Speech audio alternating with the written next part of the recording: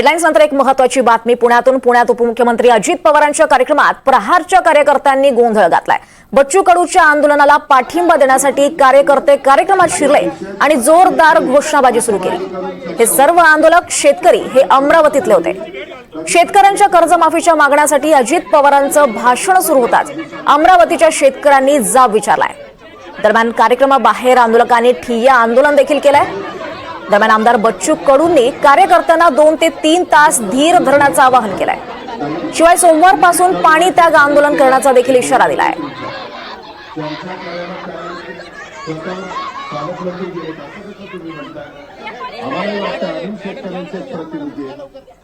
आम्हाला न्याय भेटत नाही तर वर आहे आंदोलन मागे हटणार नाही। कशा प्रकारे निषेध केला? शिक्षक यांना सगळ्याला पगार आहे, यांचे मोठमोठे कार्यक्रम घ्यायला दादाला वेळ आहे आणि आमच्या बच्चू कडूसाठी यांना वेळ नाहीये दादाला। तुम्हाला उत्तर देताना काहीतरी म्हटले ते एकदा सांगितलंय दादाने, दादा स्पष्ट भाषेत सांगतोय, दादा तुम्हाला सांगितलंय आम्हाला वारंवार आश्वासन नकोय दादा, आम्हाला यावेळेस न्याय पाहिजे। तर आपण पाहतोय शेतकरीच्या कर्जमाफीसाठी आता शेतकरी हे चांगलेच आक्रमक झालेले पाहायला मिळत आहेत। अमरावतीच्या शेतकऱ्यांनी ऐनभर कार्यक्रमात अजित पवारांना जाब विचारला। अजित पवारांचा कार्यक्रम सुरू होता, तर यावर अजित पवारांनी नेमकी काय प्रतिक्रिया दिली आपण पाहूयात।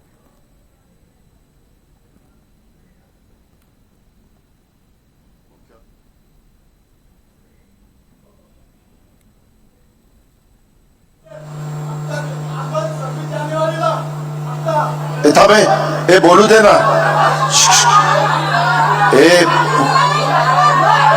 पोलीस बोलू द्या, 1 मिनिट, अरे बोलू द्या ना, थांबा।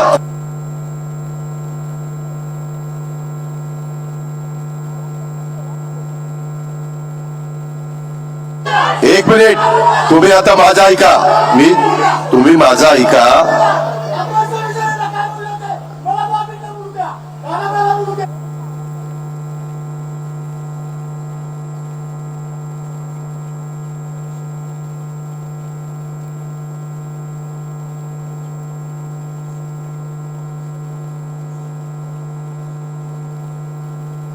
मंत्री देवेंद्र फडणवीस साहेबांनी चर्चा करायला त्यांच्याबरोबर पाठवलेलं होतं।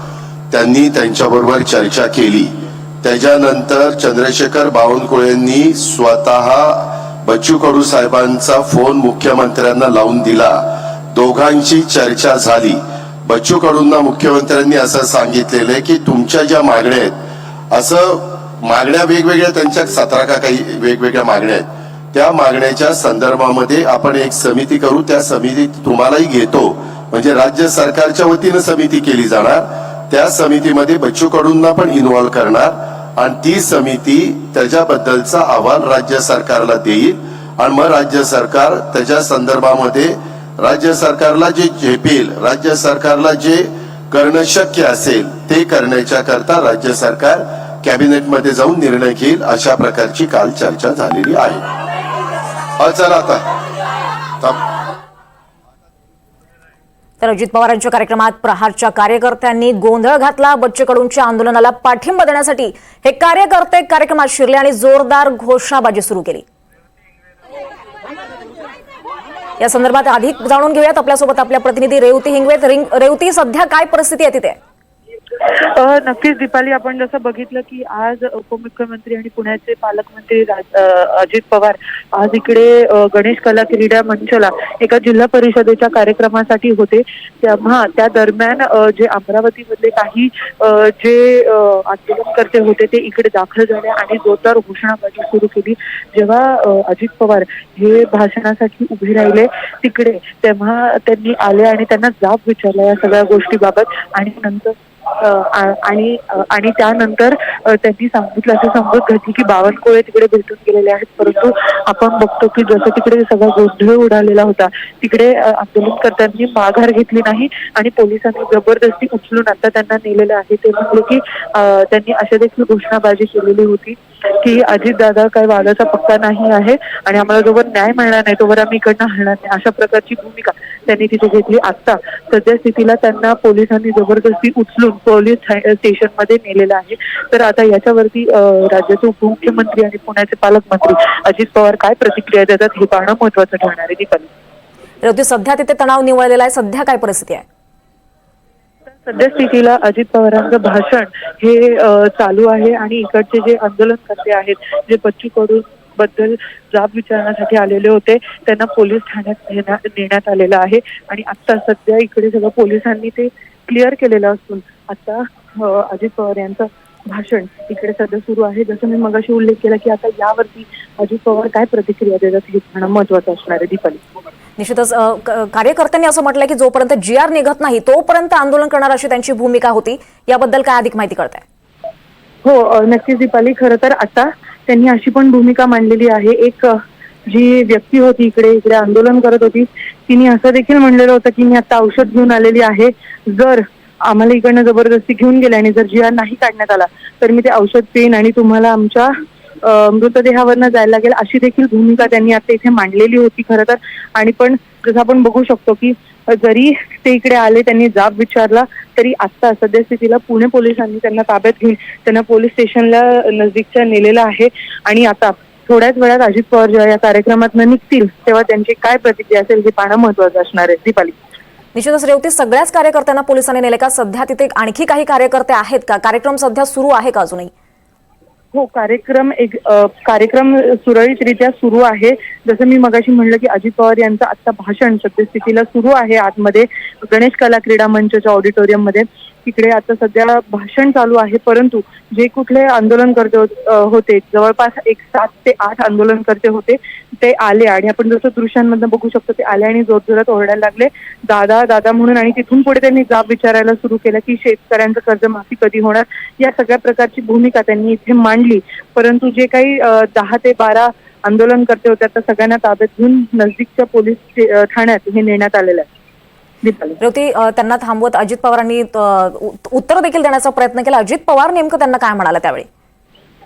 त्यावेळेस जेव्हा त्यांनी जाब विचारला तेव्हा त्यांनी हे सांगितलं की चंद्रशेखर बावनकुळे जे आहेत, जे पालकमंत्री आहेत, ते तिकडे बच्चू कडूंना येऊन भेटलेले आहेत आणि त्या संदर्भातली सगळी माहिती त्यांनी घेतलेली आहे. लवकरच त्याच्यावरती योग्य ती ऍक्शन घेण्यात येईल असं देखील त्यांनी तिथे आश्वासन दिलं. परंतु जसं मी मगाशी म्हणलं की आंदोलनकर्त्यांचा काही विश्वास नव्हता, म्हणूनच त्यांनी असा निर्णय घेतला की जोवर GR निघत नाही याबाबत तोवर आम्ही आंदोलन मागे घेणार नाही. रेवती, निश्चितच. आणि धीर धरा असं बच्चू कडूंनी सांगितलेलं आहे आपल्या कार्यकर्त्यांपर्यंत हा संदेश पोहोचलेला आहे का? एकंदरीत दीपाली, जर आपण बघितलं की आताची जी परिस्थिती होती पुण्यातील या कार्यक्रमामध्ये, हे अगदीच अनपेक्षित होतं.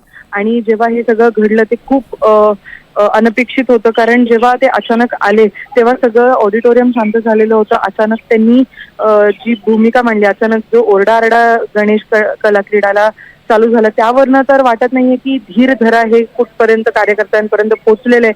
पण एका कार्यकर्त्याच्या भावना जर आपण तिकडे बघितल्या तर कार्यकर्त्याची भावना तिकडे आपल्याला दिसून आली, कारण त्यांचा जो नेता आहे बच्चू कडू, ते आज तिकडे त्यांना रक्ताची उलटी देखील होत आहे. म्हणून त्यांचं असं म्हणणं होतं की जोवर GR निघत नाही आणि जोवर आमच्या नेत्याला न्याय मिळत नाही तोवर हे आंदोलन आम्ही काय मागे घेणार नाही. आणि त्यासोबतच त्यांनी ते जाब विचारलं आणि पूर्ण गोंधळ या कार्यक्रमामध्ये उडालेला पाहायला मिळाला. रेवती, हे सगळे शेतकरी अमरावतीतील होते का?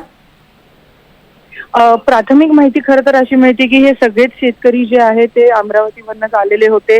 त्यांनी जाब विचारला. परंतु यामध्ये सगळ्यात मोठा प्रश्न असा उपस्थित होतो की अशी सिक्युरिटी असताना कोणाला कळलं पण नाही. आणि अचानक जेव्हा कारण खरं तर पहिले अजित पवार यांच्या भाषणाच्या पहिले दादा भुसे आणि त्यासोबतच जे नीलम गोरे आहेत त्यांचं देखील भाषण झालेलं होतं. पण जसे अजित पवार उठले आणि माईकच्या इथे आले तसं लगेच तो गोंधळ उडाला आणि तिथेच कळालं. पहिले खरं तर अजित पवार हे म्हणले की त्यांना बोलू द्या, असं करू नका, कारण लगेच तो आरडाओरडा सुरू झाल्यानंतर तिकडे सगळे कार्यकर्ते तिकडे सगळे पोलीस जमा झाले कार्यकर्त्यांच्या अवतीभोवती आणि तेव्हा त्यांनी तिकडे सांगितलं की त्यांना बोलू द्या आणि मग त्यानंतर जेव्हा ते बोलले तेव्हा स्पष्ट झालं की ते अमरावतीवरनं आले, ते जाब विचारण्यासाठी आलेत आणि त्यानंतर अजित पवारांनी देखील त्यांना शाश्वती दिली की तिकडचे पालकमंत्री बावनकुळे हे येऊन बोललेले आहेत, भेटलेले आहेत.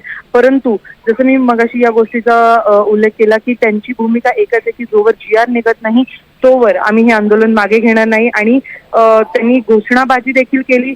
काहींनी तर अशी देखील धमकी दिली की आम्ही काही प्रकारचं विष पिऊ, आम्ही आमचा जीव देऊ, अशा प्रकारचे भूमिका आता इथे आंदोलनकर्त्यांनी घेतलेली पाहायला मिळाली. निश्चितच रेवती, काही आंदोलनकर्त्यांनी आमच्या देवाला काही झालं तर सरकारला सोडणार नाही अशा शब्दात सुद्धा सुनावलंय सरकारला.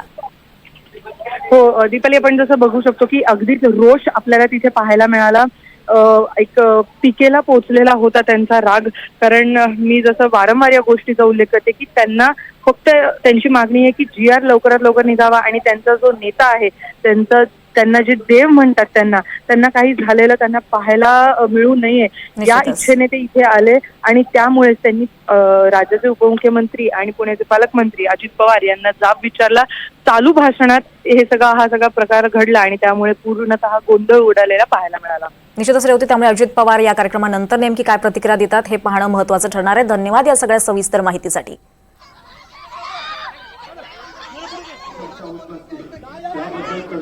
जोवर आम्हाला न्याय भेटत नाही तोवर आम्ही आंदोलन मागे हटणार नाही. कशा प्रकारे निषेध केला? काय शिक्षक यांना सगळ्यांना पगार आहे, यांचे मोठमोठे कार्यक्रम घ्यायला दादाला वेळ आहे आणि आमच्या बच्चूकडूसाठी यांना वेळ नाहीये दादाला. तुम्हाला उत्तर देताना काहीतरी म्हटले ते काय एकदा सांगितलंय दादा स्पष्ट भाषेत सांगतोय दादा, तुम्हाला सांगितलंय आम्हाला वारंवार आश्वासन नकोय दादा, आम्हाला यावेळेस न्याय पाहिजे.